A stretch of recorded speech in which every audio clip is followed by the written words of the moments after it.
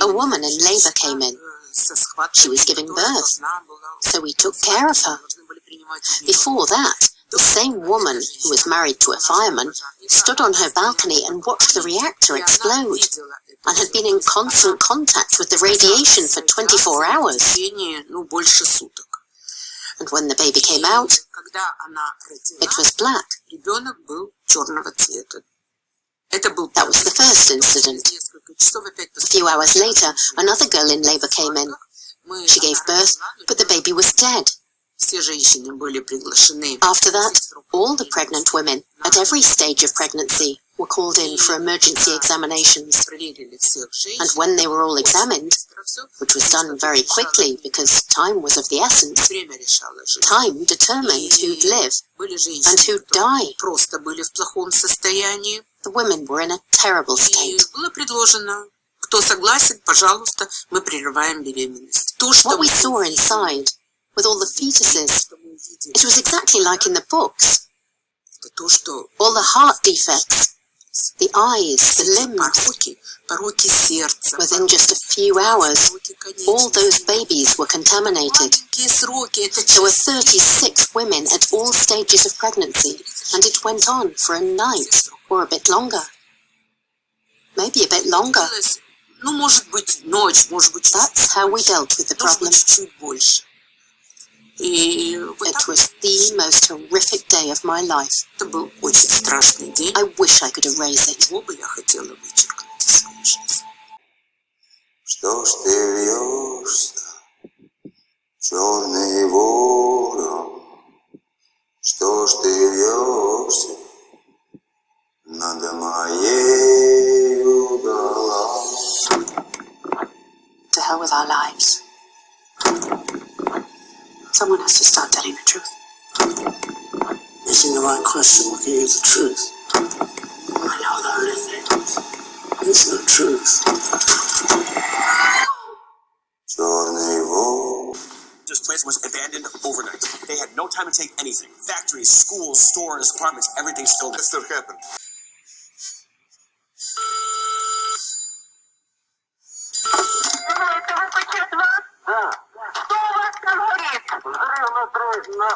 На главном корпусе, третий, четвертый, между третьим и четвертым. А там люди есть? Да, поднимай наш состав. Поднимаю, начальника поднял. Так всех весь офицерский состав, офицерский корпус поднимай.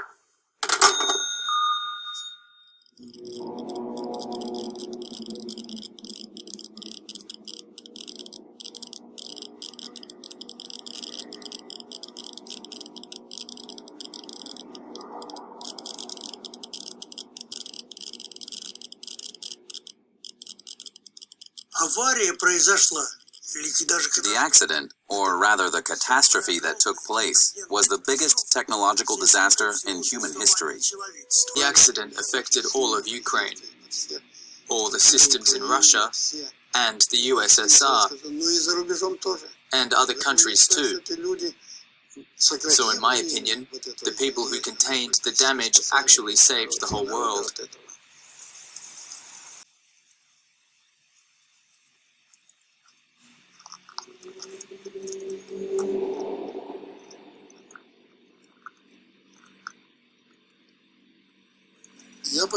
I devoted my life to building power stations and nuclear reactors.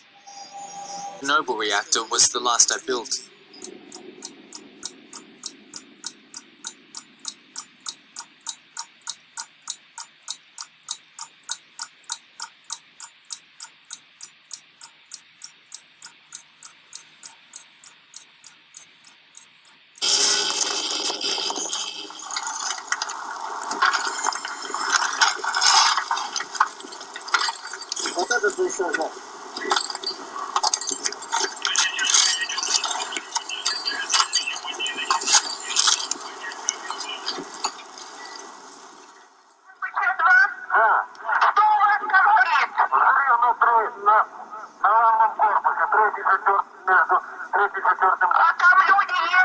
Every lie you tell incurs a debt to the truth. Sooner or later, that debt is paid. The central theme of HBO's dramatic miniseries Chernobyl revolves around how lies can lead to disaster. How the way we craft stories about what really happened can cause harm. This, however, presents an ironic challenge when creating a dramatization of real events.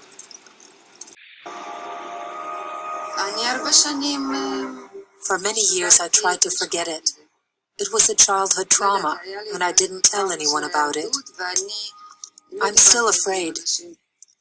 It still haunts me.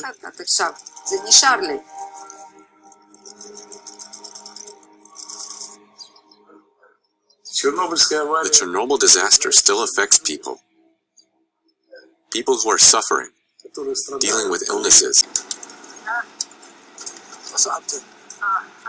So how do you tell a story like this in a way that isn't hypocritical? The step the series takes to avoid hypocrisy is the creator's attention to visual detail. Small details about how things appeared may sometimes seem inconsequential, but the series has an outstanding dedication to portraying these details accurately, and I think it matters. Since I came back, the doctors did their best to help me.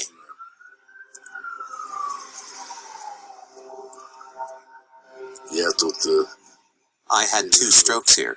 The blood vessels in my head were damaged by the accident. It haunts me. When night falls, horrible memories of Chernobyl come to me, and I can't fall asleep, because it keeps haunting me, every day.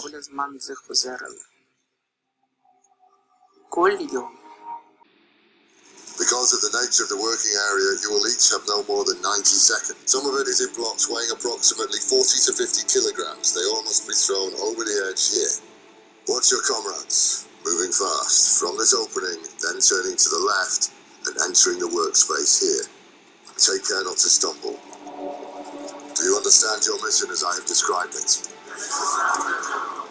These are the most important 90 seconds of your lives. While on the roof, throw your debris over the rail. Do not look over the rail. Is that clear? Very well. On my mark, ready, go.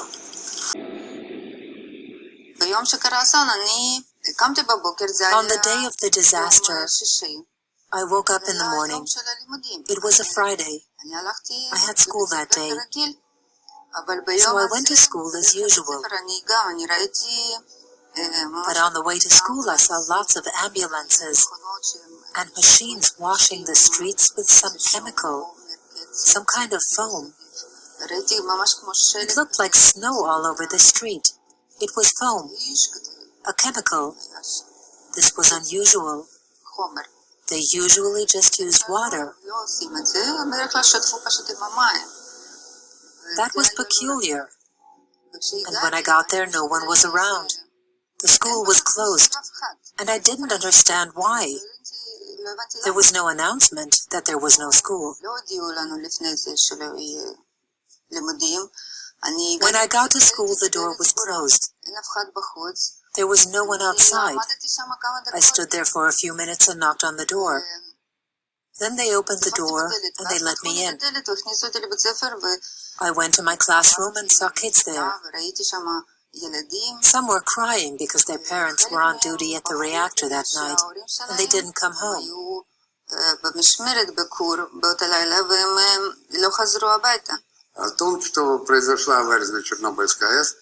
I only found out about the accident at the Chernobyl station 3 or 4 days later, when they had to tell the whole world about it, because the radiation had already reached Sweden.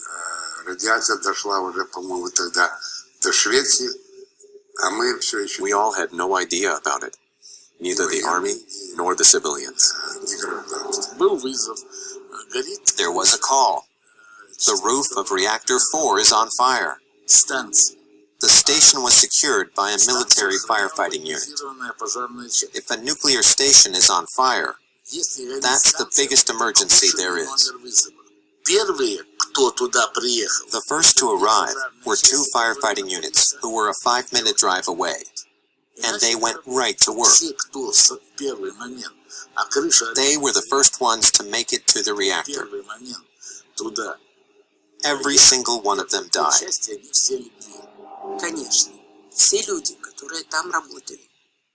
Of course, all the people working there, they were so horribly burned. None of them survived. Obviously, none of them survived. I don't know when I slept for the first time. When we ate for the first time. I can't remember. I only remember the young men, the soldiers coming in with burns. And we thought, where is he going? To the helicopter or to Kiev? Where is he going? That's all we could think of. None of us knew what to do. We didn't know what radiation was. None of us had ever seen such a thing. It was like we were at war. So tragic. So horrific. So many people. So much chaos. There were people on the floor. So many people everywhere.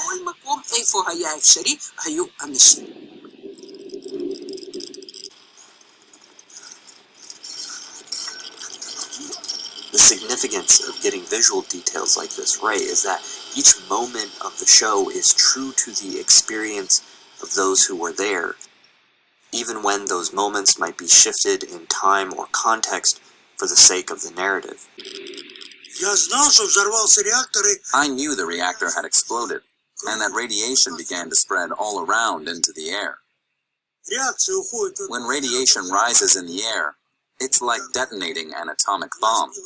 The shock wave collapsed the reactor roof and destroyed the reactor, which, as you know, made the graphite fly all the way to reactor 3. There was graphite everywhere.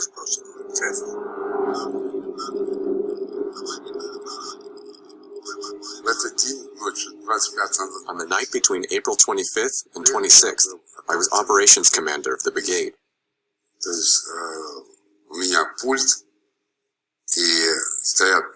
I had a whole control room with instruments, but our instruments didn't show anything. They didn't show that the radiation was increasing, so we didn't know a thing. But when we went outside, we saw that around the puddles left by the rain, some substance had accumulated.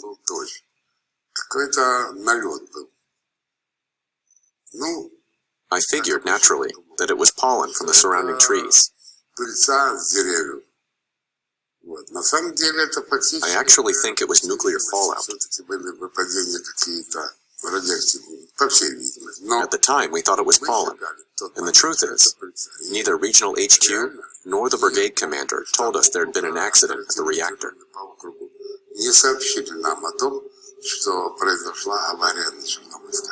Atomic reactors at the Chernobyl atomic power plant in the city of Kiev. I was always aware that I was telling a story that meant an enormous amount to the people that lived through it. There are people alive today, thousands, tens of thousands of people alive today, who have lost people they love because of Chernobyl, whose lives have been shortened because of Chernobyl. There are a lot of people walking around without a thyroid because of Chernobyl. And it was important for me to tell that story accurately. And told me to move out. So I went. I had no idea the situation was so bad, that the radiation level was so high. Who knew? Who said anything? Everything was top secret. We were the greatest country. We had to catch up with and beat America and so on. The government gave us no information, nothing on the radio or TV, only rumors. Some said there was a malfunction. Some said there was an explosion, a fire. We had no idea what happened. We were given no information, so we decided to go ourselves and see what was happening. So my father took all the kids, 4 kids. My mom was busy at home. And we went to the stadium at Pripyat. It was a fairly open space, and we could see the reactor from there. And I saw Because it was daytime, I couldn't really see the flames, but I saw the smoke, black smoke coming out, and I saw lots of helicopters and planes and cars and military men on the way to the reactor. It was then that we realized a disaster had occurred.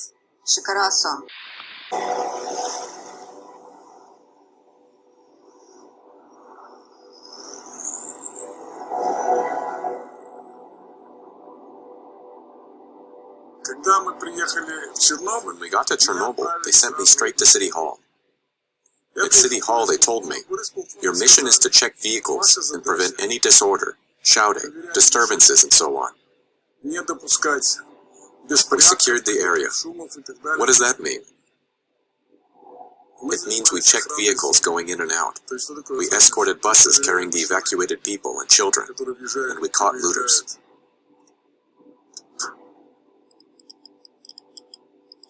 Мы сопровождали автобусы с людьми и с детьми при эвакуации и ловили мародеров.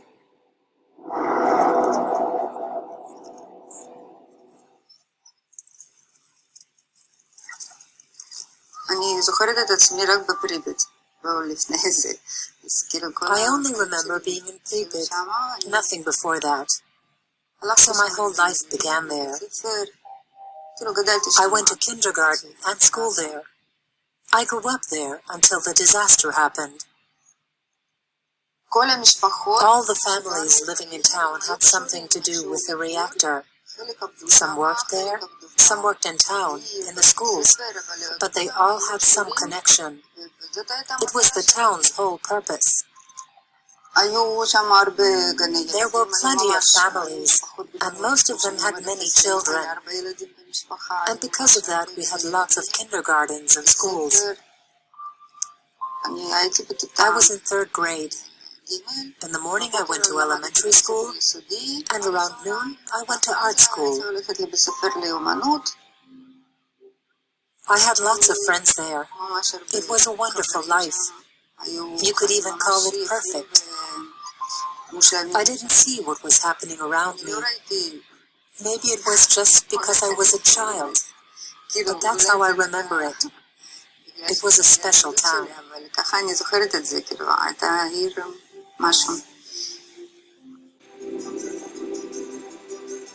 Our production designer, Luke Hull, worked very closely with our costume designer, Odile Dix-Moreau. We just became obsessed with showing things as they were. Most docudramas leave it to the viewer to figure out what events and characters were changed.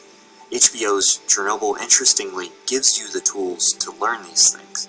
The companion podcast covers much of what was modified and why. The one that was most important to me from the jump was a chance to set the record straight about what we do that is very accurate to history, what we do that is a little bit sideways to it, and what we do to compress or change. The real danger is that if we hear enough lies, then we no longer recognize the truth at all. What can we do then? What else is left but to abandon even the hope of truth and content ourselves instead with stories? People are following you. People are following those people. You see that? They follow me. The KGB is a circle of accountability, nothing more. The state calls Comrade Hamyuk. To understand what happened that night, we have to go back to the first critical moment. The time is 28 past midnight. With the trial, you're going to tell the truth. 1:22 a.m. Once it's over, we will have our villain, we will have our hero, we will have our truth. 1:23 and 35 seconds. Comrade Boris Sherpina. It began with a safety test. 1:23:42. They died rescuing each other, putting out fires, tending to the wounded. 1:23:45. When your testimony arrives, insist on reform. I've already given my life. Isn't that enough? The state calls Comrade Legasov.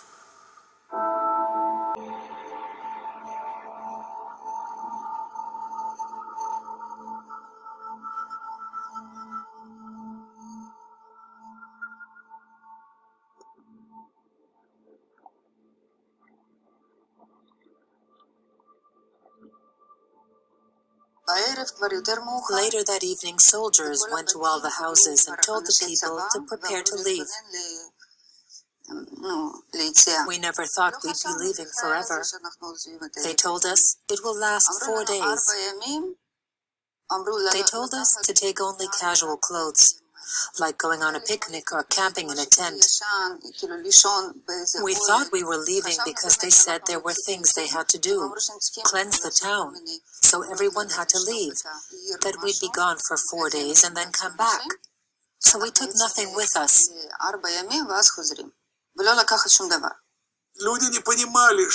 People didn't know where they were going, what was happening, or why. They didn't take any clothes or possessions. I heard them crying, screaming. Imagine leaving all your possessions behind. You drop everything, and they take you somewhere. You have no idea where. You don't know where they're taking you. You don't know what's going to happen. That was the first stage. The second stage was worse.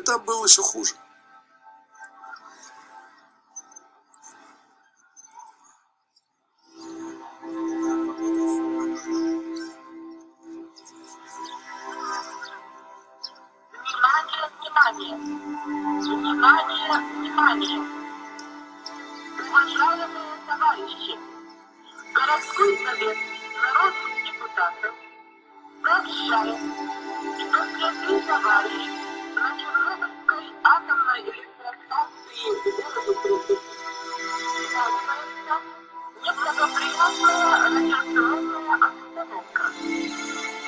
С целью обеспечения полной безопасности людей и в первую очередь детей возникает необходимость провести временную эвакуацию жителей города.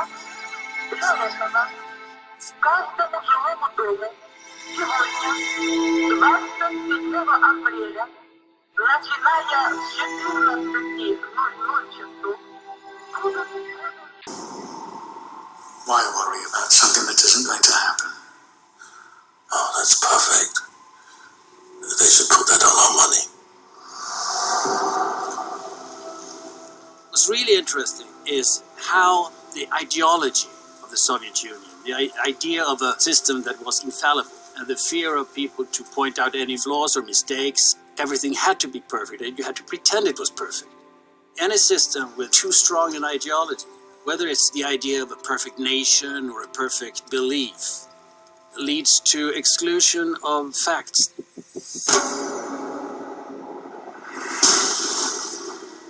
The West is now satisfied that Chernobyl was solely the result of operator error, which it essentially was. When you start to look at all the different causes of this accident to happen, it's the sort of accumulation of that kind of a mentality, which is, it's more convenient to believe comfortable truths and comfortable facts than it is to have to face difficult choices and difficult realities. Well, it's time. Maybe a year. Chernobyl, he's confronted with his sense of mortality, that he's presented with that idea of what was his life worth and did it mean anything? Did he have an impact on this situation? Because he was a party man, because he was an insider, he knew how to get the machinery of the state to work. God's sakes, Boris. You were the one who mattered most. Dyatlov, who's been this very stubborn, calcitrant person who refuses to accept any responsibility for what happened. I wasn't in the room when they raised the power. Anatoly Dyatlov made decisions no rational person should have ever made. He made crazy choices. I hadn't reviewed, we only just found out with that review it. In the trial, Dyatlov historically does say the following thing: I will not say that I am guilty, but I cannot say that I am not. And I thought that was a remarkable expression of at least the potential of guilt. It was very Soviet in its own way, the statement, to have it both ways. The trial is, as always, we want to find who's guilty. The people's lust for revenge, which is something really, really dangerous, it makes it very attractive to find scapegoats and throw as meat to the dogs. Once it's over, we will have our villains, we will have our hero, we will have our truth. We established pretty early on what mistakes did those people do in the control room. But the thing is that the system was guilty. Professor Legasov, if you mean to suggest the Soviet state is somehow responsible for what happened, then I must warn you, you are treading on dangerous ground. That is how an RBMK reactor core explodes. Lies. When I first entered the zone, they put a mask on me, on my face, about 20 kilometers from the station.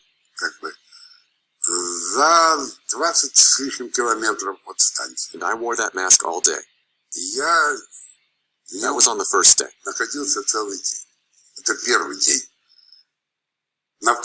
On the second day, I didn't wear a mask when I entered the zone. Only when I went up on the roof. On the third day, I only wore it when I was actually on the roof.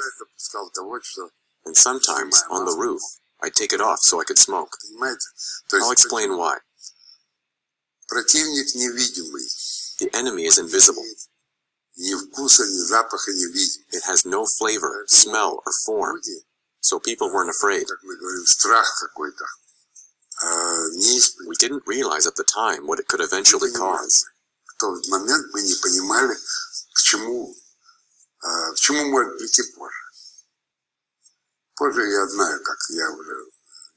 Later I saw the results, when people I had worked with started dying.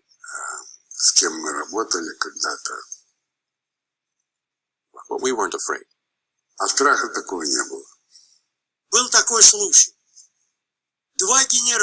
I heard about two generals that met, who were in charge of the platoons working near the reactor. In the Orange Forest. You know what the Orange Forest is? One was walking toward the forest, the other toward the reactor. And they started talking. There was a puddle by the path. One of them stepped into the puddle. They always carried radiometers. He tested the foot, and the radiometer showed 200 Röntgen. The puddle measured 200 Röntgen, and they sent him straight home. He'd only stood there for 10 minutes. 1 foot in a puddle was all it took.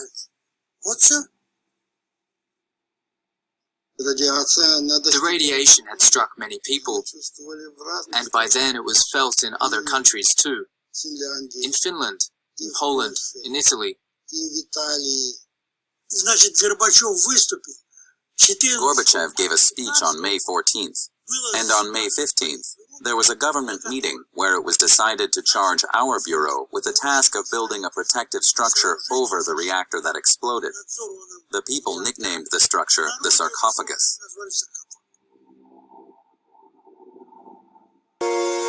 Everyone has this notion of what they think Chernobyl was about or what happened. I certainly didn't realize the extent of what went on.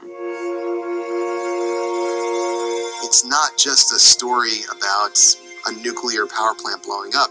To me, it's a story about people. I thought it was a story I knew.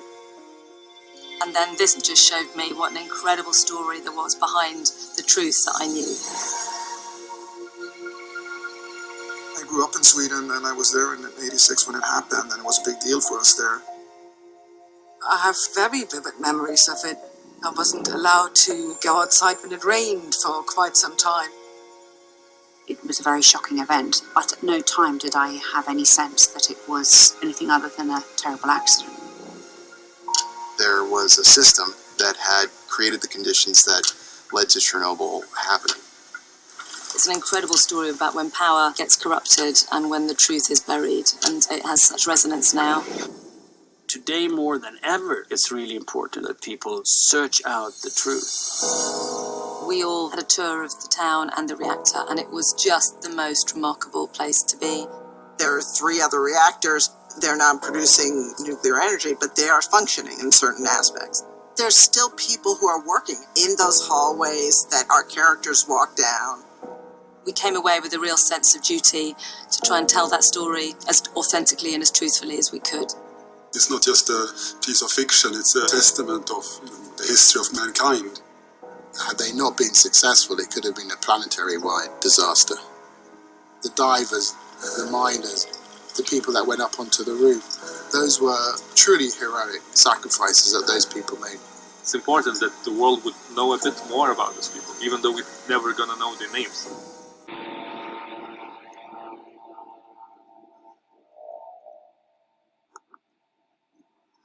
Каждый день в тот период, когда саркофаг мы еще не передали. Throughout that period, before they finished the sarcophagus, the protective structure, the reactor gave off a massive amount of nuclear emissions, which covered an area where not millions, but tens of millions lived.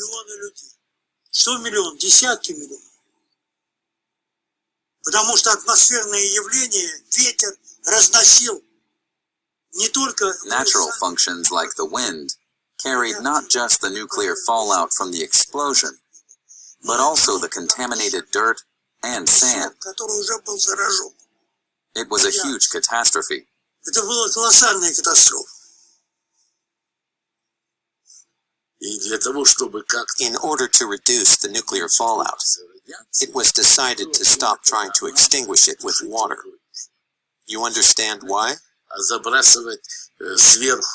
Instead, it was decided to cover the reactor with sand. For this, they put together a special brigade of military helicopter pilots who dropped sacks of sand and lead around the reactor to reduce the nuclear fallout.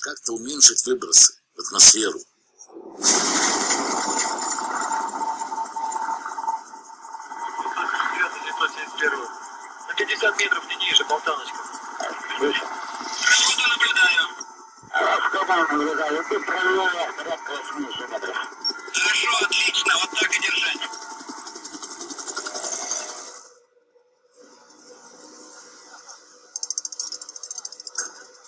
При ликвидации последствий были использованы роботы, For the neutralization process, robots were used which were brought from Japan and Germany.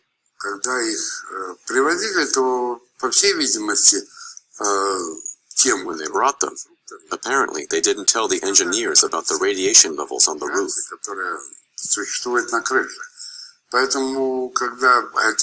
When they activated the robots on the roof, they stopped working. One robot fell off the roof because it lost control.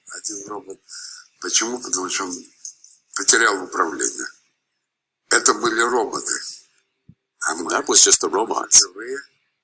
We were living human beings who had worked and absorbed all that radiation for short periods of time, granted, but they called us bio-robots. It's something that can't be forgotten because the consequence of the explosion and the actions that were taken afterwards are something that exists even today. Asaf explains, he uses a metaphor that I don't think I've come across before for radiation, which is the metaphor of bullets. Right. The idea is, one way to think of it is these are physical particles that will tear through flesh, that will tear through anything, and cause extraordinary, if microscopic, damage. That's exactly what they are. They are very, very, very tiny, tiny, tiny bullets. In places where the robots couldn't do the job the bio-robots did it, people had to do it. There was no time to find another solution. They made every effort not to endanger human lives, but nothing else could be done. There was no other solution. The robots simply didn't work, you see, and we were very frightened.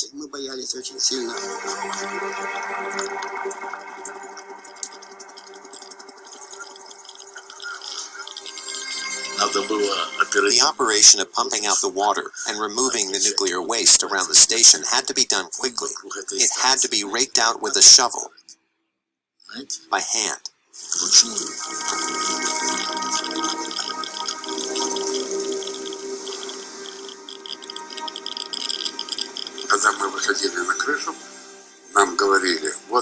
When we came out on the roof, they'd say, "There's a graphite rod. It has to be removed." It was impossible to measure the radiation levels of the graphite rods. They were far beyond what our instruments could measure.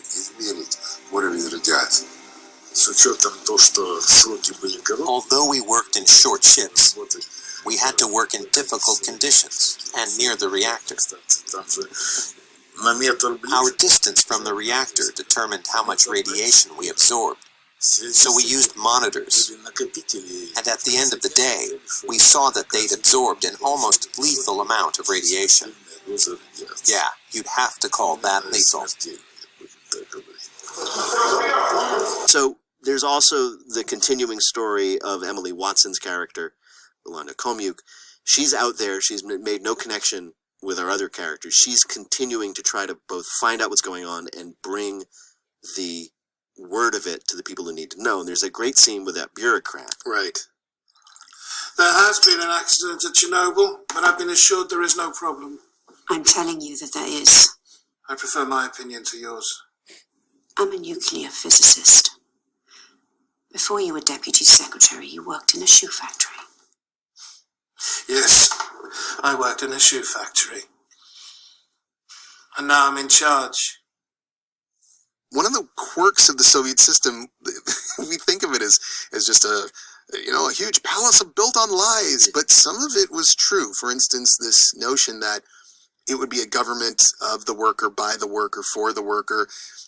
A lot of the people that did end up as high-level bureaucrats were workers. So a number of these people did come out of factory positions. They worked in a factory. They became the foreman of the factory. They then became sort of the head of a council that dealt with 5 of the factories. And eventually, you become the chairman of the Communist Party of an entire Soviet Socialist Republic.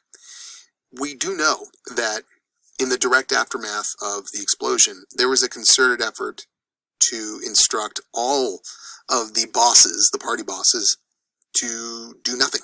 And one of the unfortunate coincidences of this accident is that it occurred 5 days before May 1st, which is the International Workers' Day. I mean, it's Labor Day. It's probably, I guess, it was the most important holiday in the Soviet Union. So we're talking about parades. And in Kiev, in Minsk, there were party officials who, honestly, it seems to me, begged to cancel the parade. Right. And they were told, not only will you not cancel the parade, but you'll be walking in it too. Right. And they did. And there was a scene in the original script in which that bureaucrat gets up and walks out and marches in the parade, even though he knows. He knows, and he tried.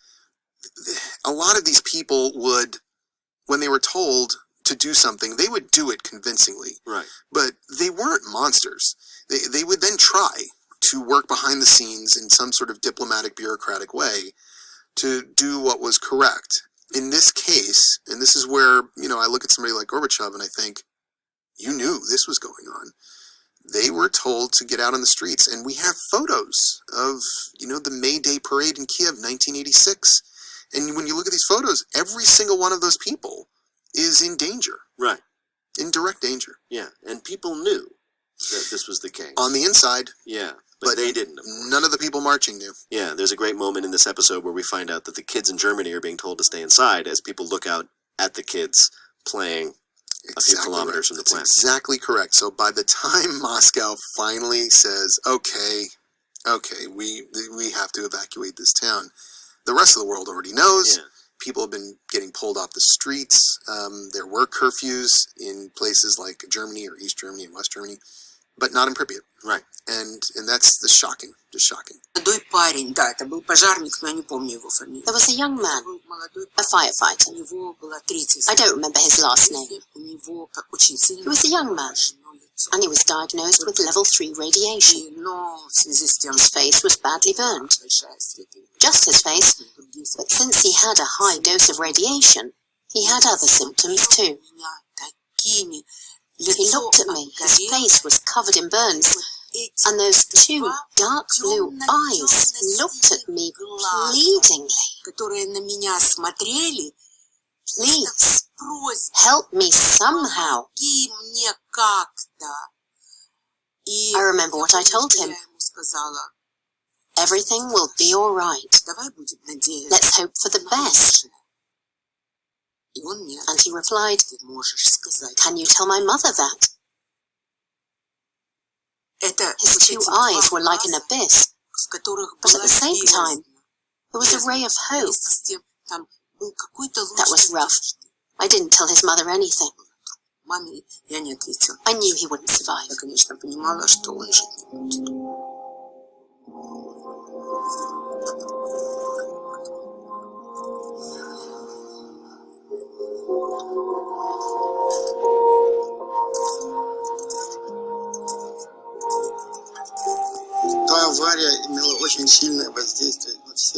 The accident affected all of Ukraine, all the systems in Russia, and the USSR, and other countries too. So in my opinion, the people who contained the damage actually saved the whole world. And all the people who blocked off the burning reactor with their own bodies, those who built the sarcophagus, did it at the expense of their health.